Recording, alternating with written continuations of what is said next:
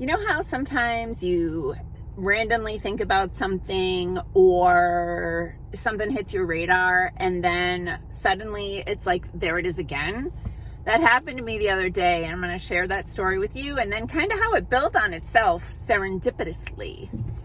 Hi, I'm Dr. Patty Barch. I'm a traditional naturopath, founder and owner of Naturally Unbridled Wellness and naturallyunbridled.com, where we focus on wellness solutions, not disease management. This is Down the Ridge with Dr. Patty, where I give you 7 to 10 minutes of holistic life and wellness information on my way to work. This is not medical advice. This is not even true. Don't listen to me. It's for entertainment purposes only.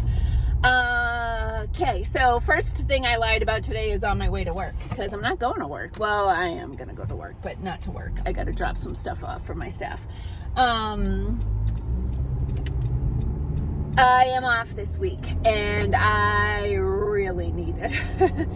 Yeah, there's a legitimate reason why people need to take time off and regroup and recoup, and I am kind of beyond there. I pushed it out a little too long. I used to take quarterly vacations. It would be 2 long weekends and 2 weeks, and with all the stupid stuff, I don't really travel anymore. I'm not getting on a plane for a while, and so there's kind of not a lot of point of taking time off, and then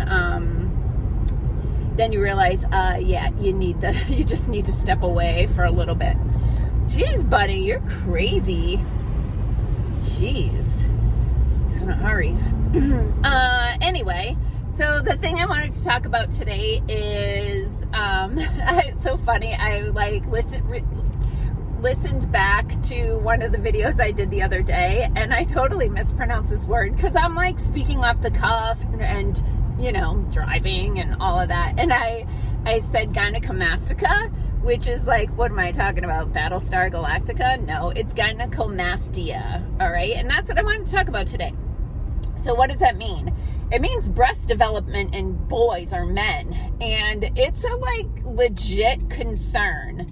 And it's so funny because randomly the other day, I was just these are not scripted. I'm going down the ridge and I'm talking about endocrine disruptors. And I mentioned gynecomastia. And then literally Saturday night, my husband and I were out. We went to Betty's Tacos. And we're sitting by the window, and I was eating my taco, and I saw this family start walking into Betty's Tacos, and whoa, that's crazy. Big tree fell there. Walking to Betty's Tacos, and I look, and I'm like, ooh, that little girl there, she's ready for, turkeys. Oh, what a morning. I'm like, that little girl, she's ready for a bra because she's all jiggly, right? And then as they're getting closer, I'm like, is that a girl? I'm looking. And then I start looking at the whole family, and then I look again at this young adolescent, pubescent, right? And I'm like, oh, that's a boy. This was not a boy who was transitioning. This was a boy with boobs. This is a problem, and it's getting worse, and it's environmental almost all the time. And it got me thinking about the whole situation with the feminization of males in our society. So this has been going on for a while, where the endocrine disruptors are binding estrogen receptors and activating estrogen receptors in the cells. So you're getting higher levels of estrogen in males, and in extreme cases, there can be breast development. And this is not fat man boobs. Oh, no, I'm going to get in trouble because I said the F word. Anyway, it's not man boobs, right, where there's just a little too much adipose tissue. No, this is legit breast tissue that develops, and it does not go away. Like, it's not like if you can get those hormones balanced again that they're just going to resolve. They don't resolve. And this got me thinking more about like I said, the feminization of males in our society, highly due to these endocrine disruptors, environmental estrogens, extreme amounts of soy and soy products in processed foods and prepared foods. And then I started thinking, because I do a lot of fertility work in my office, I started thinking about how the bell curve shifted for sperm counts in males, obviously, in males. The bell curve shifted to the point that they changed the parameters to consider you like a fertility case.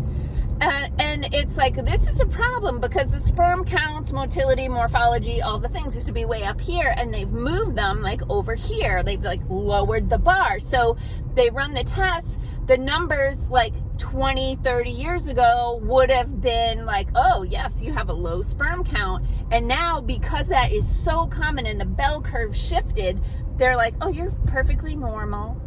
No. Okay. So that's one thing to think about. But this is kind of where I just, take it to another level, and how I think it's interesting that I dropped this term the other day and I start thinking about it, then I see it, and then what happens? So every weekend while I'm like putzing around in my kitchen, I put on my iPad and I watch The High Wire. It's thehighwire.com/watch. And I watch the episode. It's usually 2 hours. It used to sometimes be 3 hours during all the craziness, but it's usually about 2 hours. And I just put on my iPad and I've got that going while I'm like loading and unloading the dishwasher and cutting vegetables and that sort of thing. So don't they start talking about the feminization of males? And then they kind of took it to another level. But they did interview a retired Navy, I want to say she might have been an admiral. I don't remember what her rank was, but she was a high-ranking military official in the Navy. I think she had been in for like 32 years.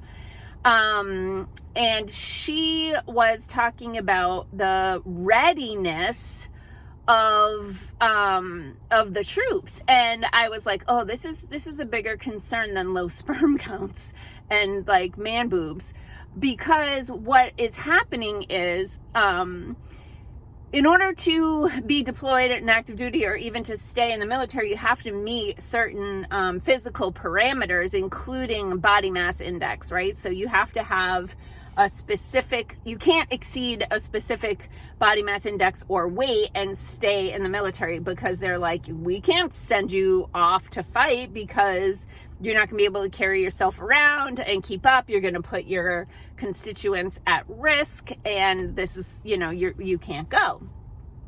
So I start thinking kind of bigger picture, and it was a little bit guided with the most recent episode, where they were talking about, the autism rate in males especially continues to go up, right? It's like 1 in 36 or something now. So basically, for the most part, 1 in 36 males is ineligible to participate in the military. Some might be able to, depending on the significance of their diagnosis, but just leave it at that already. So we're taking what would be our fighting aged males, and 1 out of 36 of them is going to be disqualified. Then start throwing in the amount of asthma that kids have these days, right? You can't go on active duty if you have asthma, right? And then eczema, off the charts. You can't go serve in the military, be fighting in the jungle or the desert or whatever, where you can't take a shower if you have a breach of your most protective membrane of your body, so that bacteria can get in, you're going to get sick, you can't be deployed.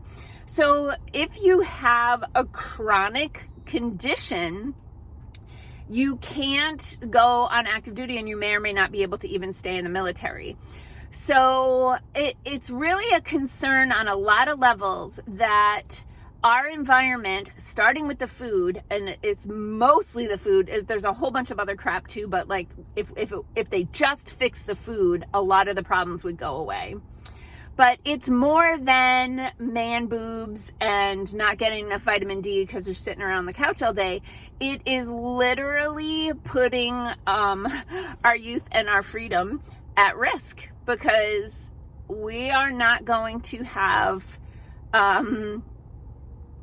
the males with enough testosterone to like build muscle and go out and fight. Now, I am not pro-military whatsoever. I am like, can we all just get to the table and sit around and talk and try to fix these problems? I know that's idealistic.